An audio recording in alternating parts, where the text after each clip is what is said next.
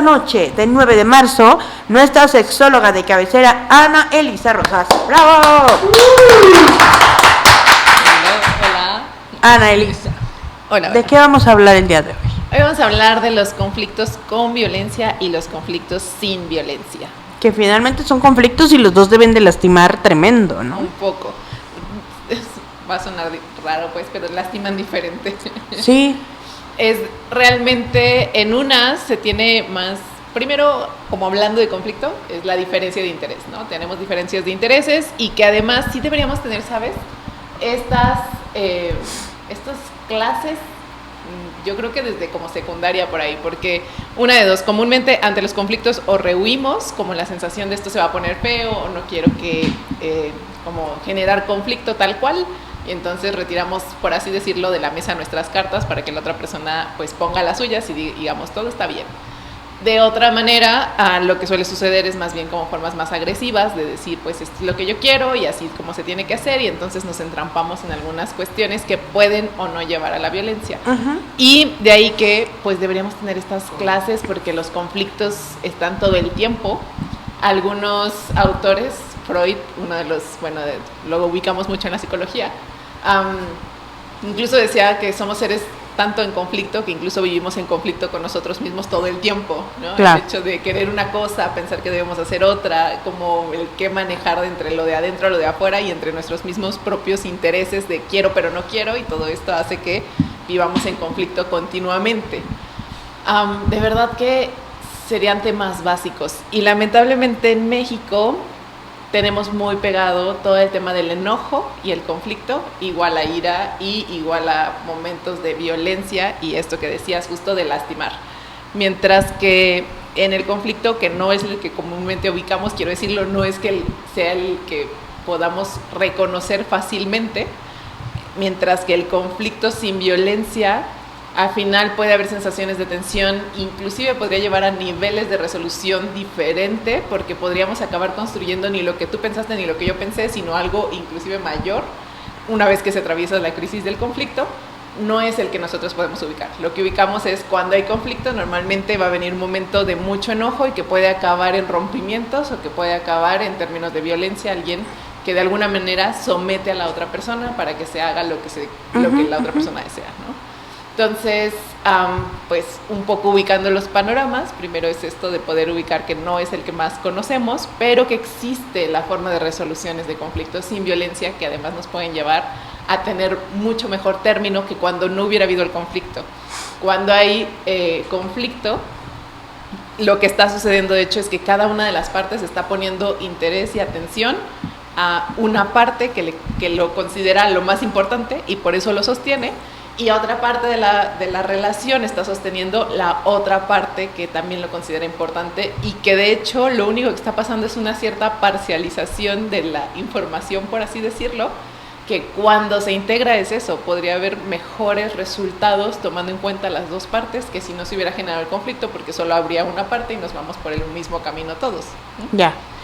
Y fíjate, esto que mencionas es muy interesante porque a veces, no sé si la pregunta sea adecuada y ya tú me dirás, a veces hay parejas que no saben identificar el conflicto, que saben que están metidos en un conflicto, pero nada más porque no hay violencia dicen, no es conflicto, así son las cosas. O sea, hay conflictos sin violencia, pero ¿cómo identificamos que estamos en un conflicto? Sí, en alguna ocasión, justo hablando de esto frente de un grupo, una me decía, pero es que yo creo que no hay conflicto. Y yo le dije, es que hay conflictos todo el tiempo, ¿no? Y dentro de eso, lo que estaba pasando en ese mismo momento era que ese era el conflicto entre que una persona, ella decía que no, y yo estaba sosteniendo que sí. La cuestión allá es justo negar el conflicto, es decir, al final de cuentas no hay conflicto, y también pasa bastante esto de llegan a terapia, y de ahí sonrío pues porque, o sea, yo puedo ubicar el conflicto de frente, pero dentro diciendo no hay conflicto. Tan así que me ha tocado decir, bueno, y entonces, ¿qué es lo que los trae si todo está tan feliz y tan contento dentro claro. de...? Y a veces sale y surge desde otras perspectivas, a veces, bueno, de hecho desde el área sexual, bueno, es que casi no tenemos relaciones sexuales y bla, bla. Y dentro es como un tipo de guerra fría en la cama, tenemos otros conflictos que los acabamos soltando, pero lo que acaba pasando es que no tengo ganas de relacionarme contigo, de acercarme contigo, a manera de Guerra Fría, pero ni siquiera reconocida, solo es el hecho de negar el conflicto y después manifestarlo, digamos, en otros lugares.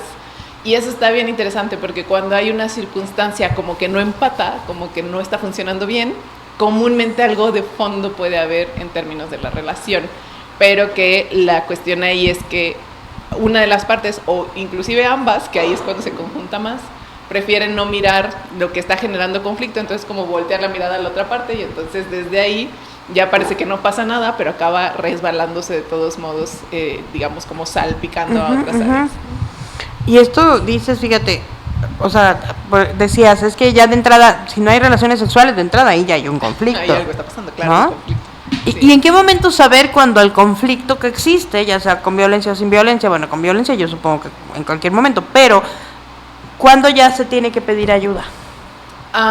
Pues de hecho, eso es, si lo aprendiéramos, habría formas de aprender a manejarlo. Para empezar, el conflicto que ayuda, o digamos en términos de no violencia, lo que lo resuelve es la negociación, y eso es lo que no estamos acostumbrados a hacer.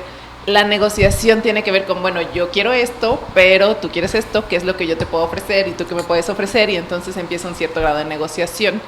De hecho, hablando desde los términos femeninos, más hacia las mujeres, nos enseñan esta parte de ser serviciales, y desde ahí también lo mismo, no agarrar tanto el deseo de lo que realmente queremos, sino está bien lo que tú deseas, ¿no? Y en esto, si aprendiéramos a negociar, a decir, bueno, yo pongo esto, pero ¿qué vas a poner tú? Ahí se daría de nuevo estas formas de enriquecimiento y podríamos ir aprendiendo a sobrellevar los conflictos. ¿Cuándo pedir ayuda? Una es esto, cuando hay cuestiones de violencia, hay un punto del conflicto que es esperado, que se polaricen las opiniones, que es cuando yo deseo algo, pues me voy a más decir que eso es lo que yo quiero, y entonces le voy a ver muchas más características positivas de las que tiene para poder decir por qué el mío es bueno. Y que eso es esperado, o sea, que se polarice, que haya un punto en el que ni para atrás ni para adelante, o sea, no puedo ni soltarlo porque considero que lo mío es lo bueno, pero tampoco puedo ir para adelante porque la otra persona no está de acuerdo conmigo. Claro. Y ese punto es lo que hace la diferencia con el término de la negociación a cuando se desata la violencia.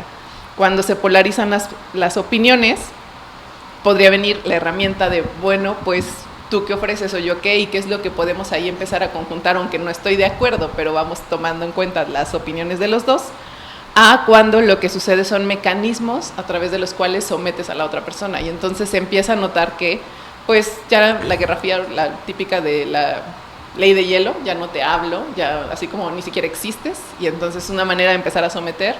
Cuando hay otras formas, como pueden ser los medios económicos, de pronto ya no hay dinero, y entonces eso se empieza a notar.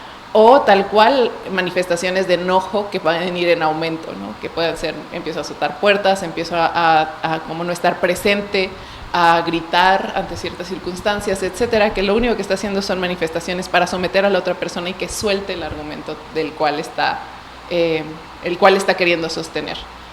Cuando eso ocurre, pues ahí definitivamente sí es tema de violencia, y la violencia no solo son herramientas para lidiar el conflicto, no solo es negociar, ahí sí es buscar ayuda, ahí sí es revisar desde dónde y cómo se sostienen ciertas dependencias que hacen que las personas se mantengan en esos vínculos a pesar de que se dan cuenta que están siendo sometidas. Mira nomás. Oye, Pedro. Sí, ya sé. Oye, ¿una pareja en conflicto está destinada sí o sí a la separación? ¿O justamente esta ayuda es para solventar, para negociar, para rehacer en algún momento la relación? Es interesante porque en ese punto donde hablaba de la polarización, sí puede pasar cualquiera de las dos cosas. Y una de las primeras, o sea, que de hecho yo lo comento en los procesos de pareja, es en ese punto yo no recomiendo separarse todavía, aunque la sensación es que no hay visibilidad de que esto nos vayamos a poder unir. Puede pasar que en esa valoración pues las personas se den cuenta que de verdad no pueden juntarse, o sea que lo van intentando, se enojan, hay un punto que se llama agotamiento en el conflicto, que es como haber estado jalando de la cuerda tanto que la sensación es, bueno, pues ya no puedo. Y en ese ya no puedo es cuando comúnmente quieren soltar el vínculo, pero soltar el conflicto no significa soltar el vínculo, significa como que no veo para dónde. Y en ese punto yo no recomiendo tanto el soltar la relación, porque el agotamiento es necesario para que empiece a ver la perspectiva del otro, para decir, bueno, como ya no puedo, pues entonces ahora sí que déjame ver qué es lo que tú estás diciendo. Y lo que podría venir después del agotamiento, es si se integran las partes, encontrar nuevas formas. Pero tampoco es una garantía, o sea, tampoco podría acabar diciendo sí se va a juntar. A veces pasa que pues lo que sucede es, pero hemos pasado 20 veces por este camino, nos hemos atorado durante lo mismo, lo volvemos a intentar, hacemos algunos reacomodos y aún así la sensación es de nuevo, no está funcionando porque hay cosas donde no hay manera de unirnos o que ya no hay ni la energía ni las ganas. Y entonces sí puede ser el final de la relación, pero que al final de cuentas sería respetando la importancia que cada quien le pone a lo que está viendo el conflicto. Ya no es como irnos, como separarse, agarrados del chongo, así como, porque tú no me lo hiciste, ¿sabes? Sino después, si hay que separarse, de lo intentamos y ya vimos que tú vas para acá y yo voy para acá y...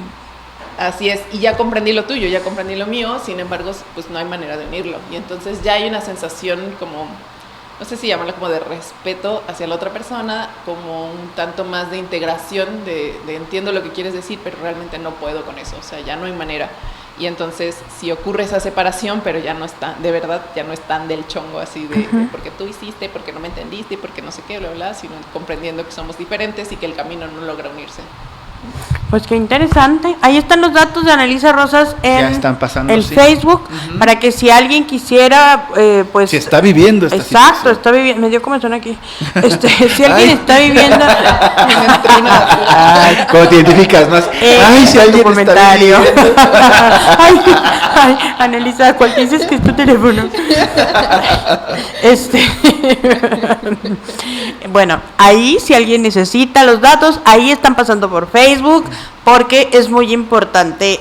No es estirar la liga, es tratar de, pues, de separarse bien, si es que han de separarse, y que no haya ese resentimiento, porque luego creo que se convierte en resentimiento y finalmente quien se amarga nomás es uno mismo, ¿no? Así es.